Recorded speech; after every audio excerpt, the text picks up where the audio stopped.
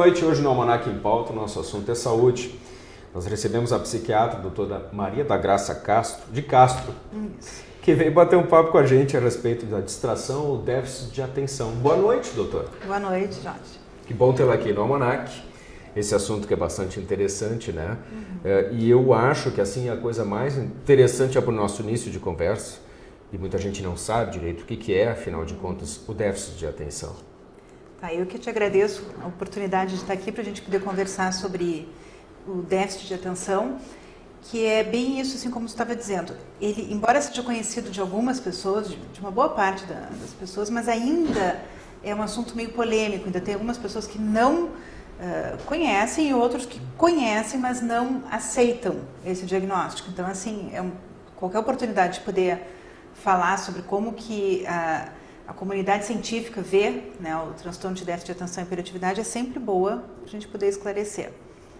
Então, assim, Jorge, para não ficar repetindo esse nome que é grande, né, transtorno de déficit de atenção com hiperatividade, vou ficar chamando de TDAH, tá? Mas é isso que a gente está se referindo, Então, assim, o que a gente está falando? O TDAH na infância, ele já está muito mais bem aceito pela comunidade científica, pela comunidade escolar, que também são as pessoas que convivem bastante com isso, já há muito mais tempo. A gente está falando aqui, vai focar hoje sobre o TDAH em adultos, né? Que é mais novo isso, tá? Não que o transtorno seja mais novo, mas ele é reconhecido há menos tempo. Né? Para a gente ter uma ideia, ele foi reconhecido pela Associação Psiquiátrica Americana só em 80. Então, até antes de 80 não existia essa possibilidade de dar esse diagnóstico. E do que a gente está falando? A gente está falando assim, ó, diferença entre distração e TDAH. Distração é uma coisa que nós todos temos, né? Tu tens, eu tenho, todo mundo tem distração, um grau maior ou menor.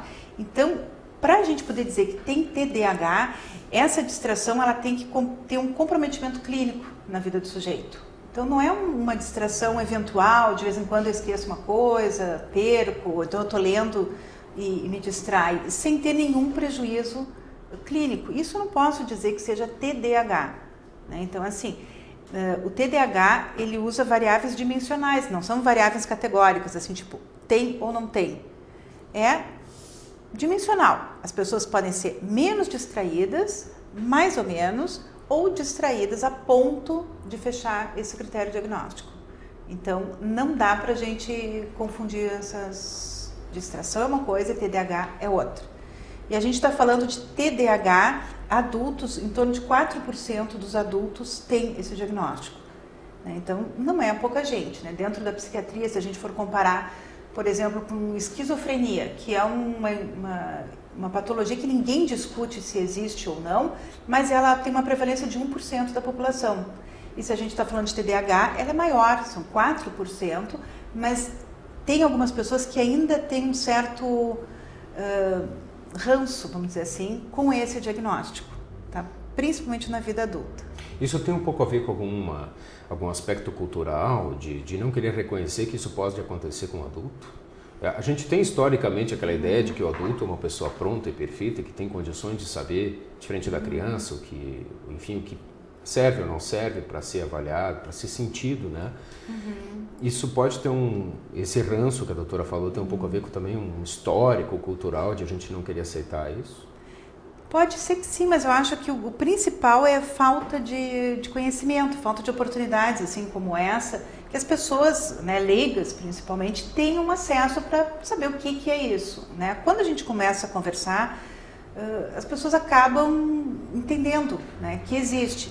Então, assim, ó, o que acontecia até os anos 80? Se pensava assim, a criança tinha então o diagnóstico de déficit de atenção e hiperatividade e era muito mais visível. Né? Quando a gente é criança, a gente faz coisas que depois na vida adulta a gente não vai fazer. Então, assim, joga, sei lá, papel na professora, bate nos colegas, quebra vidro, faz coisas assim, uma manifestação no comportamento que é muito mais visível, que depois um adulto não vai continuar repetindo essas coisas. Então, o que se pensava? Que a criança tinha a hiperatividade e que na vida adulta isso desaparecia. Mas o que acontece na verdade? Não é que desaparece, o sintoma só se adequa para a vida adulta. Então, assim, o cara não vai mais ficar correndo no meio de uma sala, porque ele sabe que isso não pode. Mas aí essa impulsividade ele pode pôr, por exemplo, no modo como ele dirige carro. A gente sabe que TDAH tem muito envolvimento em acidentes de carro. Então, assim, é um comportamento que não é tão visível quanto uma criança que está no meio de uma sala fazendo, assim, confusão e causando um transtorno. Mas aí, na vida adulta, ele se manifesta de que jeito? Com direção impulsiva, por exemplo, com términos prematuros de relacionamentos, assim, a pessoa tem uma busca de novidade constante e as coisas perdem a novidade, a pessoa não aguenta mais o tédio e aí se envolve em vários tipos de comportamento. A gente sabe que também o uso de drogas, né, substância química, está muito relacionado com o TDAH não tratado na infância, por isso de buscar a novidade, da pessoa ter menos medo de se envolver num comportamento, ficou curioso, vai lá e faz. Problemas de emprego, né, também, e de problemas acadêmicos. Então, uma característica seria se ver a pessoa que tem esse transtorno como uma pessoa insatisfeita, em linhas gerais. Nunca ela está pronta.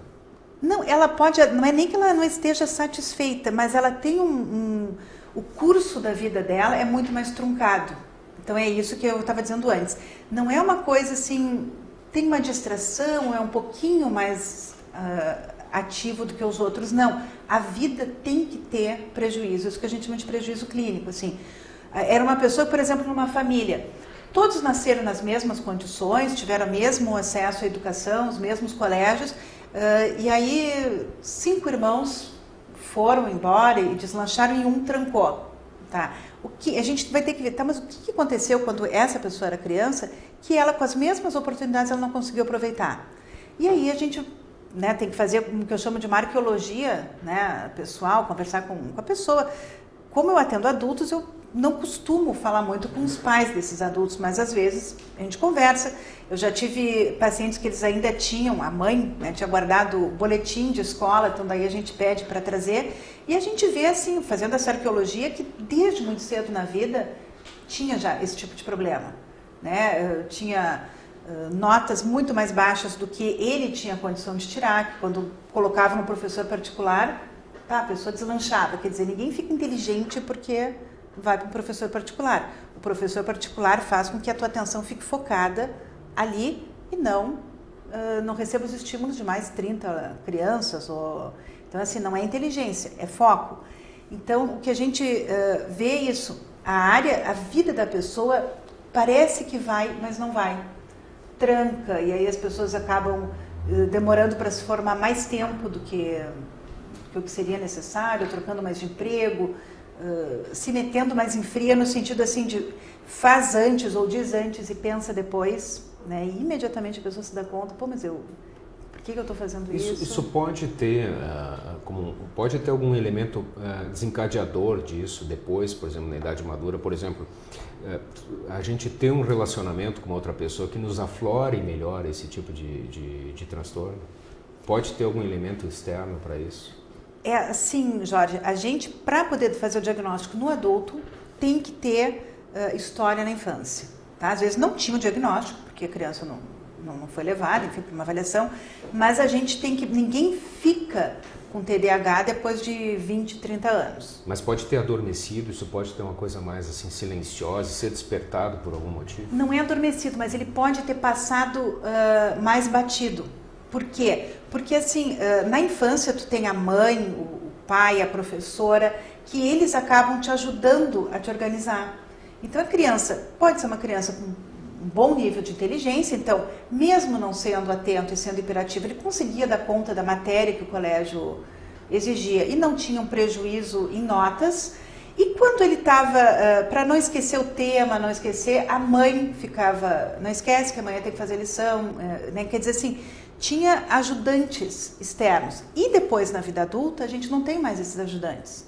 Né? Quando tu entra na universidade, o professor já é completamente diferente do professor de colégio, a tua mãe, teu pai, ninguém mais fica te lembrando, né? Que tu tem que olhar a tua mochila, que tu tem que fazer tarefas. Então, assim, tu fica mais por conta. Então, o que pode acontecer é que aí o prejuízo fica mais evidente na vida adulta. porque ele sozinho não está conseguindo dar conta. E aí aparece mais. Mas essa questão do déficit de atenção, a gente não faz um comparativo com inteligência, não teria nenhuma relação com isso, né? Não tem nenhuma. O que a gente sabe é assim, as pessoas que têm TDAH e têm um QI superior, médio superior, o que eles têm? Eles têm maior resiliência, eles têm mais capacidade de se adaptar com as dificuldades do TDAH. Mas isso não significa nem que são mais inteligentes do que as outras pessoas, quem tem TDAH, e nem que são menos inteligentes. Não tem. É que assim, o que eu costumo fazer analogia para os meus pacientes é assim, ó, não importa eu ter um motor de um carro, o motor do carro pode ser muito bom, tá? Mas se eu tiver um motor muito bom, eu vou ter que ter um desempenho compatível com esse motor. Quem tem TDAH pode ter o melhor motor, que eu não entendo de carro, mas pode ter um motor de um mega carro, mas o desempenho não vai ser compatível com esse carro. Então, quando a gente trata, o que a gente quer? Que o desempenho seja compatível com esse motor. Então, não é fazer o motor ficar melhor. Isso a gente ainda não tem instrumentos para isso, mas um motor bom tem que ter um desempenho bom. As pessoas que nos assistem, e como é que elas fazem? Vamos dizer, os pais, o irmão, a esposa, o marido, como é que identifica no seu companheiro, naquela pessoa do lar, que ela tem essas características, ou que ela pode estar, ou em si mesma, enfim, né? Que ela pode estar com esse déficit de atenção? Olha, a coisa assim que eu mais vejo, né, lá no meu consultório é assim, ó, alguém da família ou o próprio sujeito tomou conhecimento que existe, procura uma informação num site, enfim, em alguma fonte segura, e aí mostra isso para a pessoa, né, para o seu familiar, e as pessoas acabam se identificando. Né? As pessoas, assim, quando leem os critérios diagnósticos, quando vão ler uma coisa que seja séria, né, de uma boa qualidade... Qual é a primeira coisa que salta aos olhos, assim, para a gente poder falar do déficit de atenção? É que aí depende se ele é mais do tipo combinado, se ele é mais do tipo desatento. Então, tem pessoas assim, ó, que são mais do tipo desatento, que nunca tiveram problema assim, de disciplina, nunca tiveram problemas de impulsividade nem nada. E aí, eu já atendi pessoas assim que o sonho da vida seria conseguir ler um livro, qualquer livro. Né? E assim, e que tiveram todas as oportunidades, mas que nunca conseguiram fazer isso. Então, teve um caso que foi bem interessante, uma moça, assim, que eu, né, fiz diagnóstico, enfim, quando ela foi começar a tratar às 2 da manhã, ela resolveu me telefonar, eu achei, o que será que aconteceu? Era só para me avisar que ela estava lendo até aquela hora, que tinha sido para ela, assim, porque ela sempre admirou as pessoas que fossem cultas e que lessem, sempre teve oportunidade, vinha numa família e ela nunca conseguiu. Então, assim, as pessoas conseguem... Então, isso explica se a pessoa é mais desatenta, ela vai observar isso. Que para poder ler, para poder estudar, muito mais facilmente ela vai conseguir. Quem é mais hiperativo, mais impulsivo, também se identifica quando ele vê os critérios. Porque ele vê ali várias situações que ele primeiro toma uma atitude sem pensar, né? Porque o TDAH, a pessoa fica assim, com uma dificuldade de construir um futuro hipotético. Então, assim, eu não me lembro do que aconteceu da última vez que eu corri de carro, por exemplo, ou que eu me acidentei, ou sei lá, que aconteceu uma coisa. Como eu não tenho essa recordação, eu não consigo construir meu futuro hipotético. O que pode acontecer se eu andar a 200 por hora? E aí, como eu não faço isso, eu vivo num eterno presente. Né? Então, isso, as pessoas quando leem, elas acabam se dando conta, mas é um negócio que eu faço, eu vou lá e brigo, depois eu vejo se era ou não era um motivo relevante, enfim, conforme o quadro vai ter uma característica que vai chamar mais atenção. Interessante isso, doutora Maria da Graça. Doutora, foi bom tê-la aqui hoje no Almanac, nesse nosso tema de saúde. Eu te agradeço. Obrigado. Obrigado também pela sua audiência, nos acompanhando hoje aqui mais uma vez nesse nosso tema de saúde tão interessante. Fique conosco, nós nos encontramos no próximo Almanac em Pauta. Boa noite.